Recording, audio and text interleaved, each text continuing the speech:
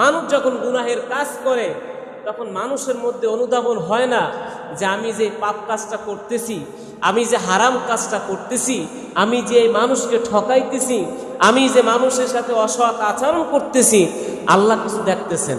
কথা বলেন ঠিক কিনা? দেখেন কি দেখেন না? এই অনুধাবনটা, এই অনুভূতিটা, এই খেয়ালটা মানুষের মধ্যে তখন আসে না। কেন আসে না? ওয়াজালিকা দুআফুল ঈমান, তার ঈমানটা বড়ই দুর্বল। তার ঈমানটা কি? বড়ই দুর্বল। ফি কুলুবিহিম মারাদ, তার কলবটা মরে গিয়েছে, রুগ্ন হয়েছে, অসুস্থ হয়ে গেছে, যার কারণে এই খেয়ালটা তিনি ধরে রাখতে পারে না।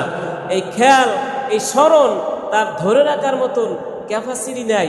অন্তর তো কালো হয়ে গেছে, ক্যাপাসিটি থাকবে কেমনে? অন্তর তো কালো হয়ে গেছে, স্মরণ শক্তি কোত্থেকে আসবে? অন্তরের উপরে লোহায় যেরকম মরিচিকা ধরে, ওই রকম মরিচিকা ধরে আবরণ করে আছে, যার কারণে তার অনুধাবন হয় না, অনুভূতি হয় না, তার স্মরণ আসে না যে আমি যে পাপ কাজ করতেছি, আমি যে অসৎ আচরণ করতেছি, আমি যে মানুষদেরকে অসৎ পথে ডাকতেছি, আমি যে বিভিন্ন হারাম কাজ করতেছি, গুনাহের কাজ করতেছি, আর সব কিছু আল্লাহ তো দেখতেছেন। এই আল্লাহ দেখতেছেন, এই জিনিসটা তার মধ্যে আসে না।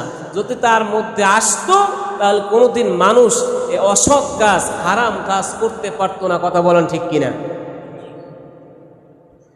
পয়গম্বর সাল্লাল্লাহু আলাইহি ওয়াসাল্লাম বলেন, দুনিয়ার মধ্যে মানুষ যখন কিয়ামতের ময়দানে উঠবে, আল্লাহ রাব্বুল আলামিন প্রধানমন্ত্রীকে ডাকবেন, এ রাষ্ট্রের মন্ত্রীকে ডাকবেন, আসো হিসাব দিয়ে যাও, তোমার আন্ডারে কত কোটি লোক ছিল, তুমি সেই লোকগুলোকে কিভাবে কোন কাজে খাটাইছো?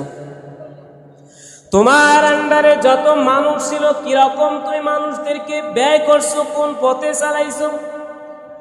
এরপরে স্থলকে ডাকবে, এমপি সাহেবদেরকে ডাকবে, আসো তোমার আন্ডারে উপজেলার মধ্যে যত মানুষ আছে কোন পথে মানুষদেরকে হাঁটতে বলছো, কোন পথে থাকতে বলছো?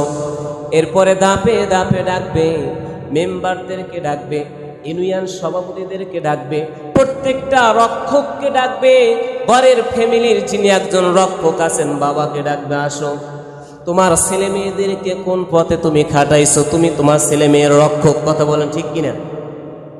তোমার ছেলে মেয়ে তুমি রক্ষক, তোমার ছেলে মেয়েদেরকে তুমি কোন পথে হাঁটাইছো?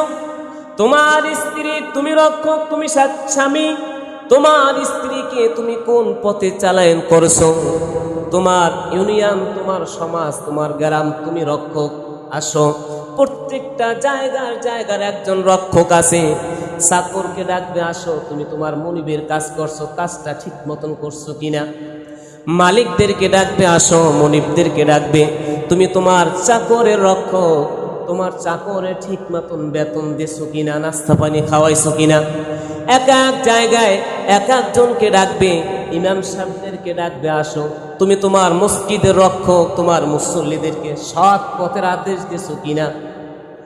এক এক জায়গার এক একজন রক্ষক, সমস্ত রক্ষককে যখন ডাকা হবে, এক এক জায়গায় এক এক রক্ষককে ডাকা হবে, ও রক্ষককারীরা, দুনিয়ার দায়িত্বশীল লোকেরা, তখন এই দুনিয়া থেকে যদি তোমার ঠিক মতন দায়িত্ব পালন না হয়, ওই সমস্ত জায়গায় কিন্তু জবাব দেওয়ার মতন ক্যাপাসিটি থাকবে না। কথা বলেন ঠিক কিনা?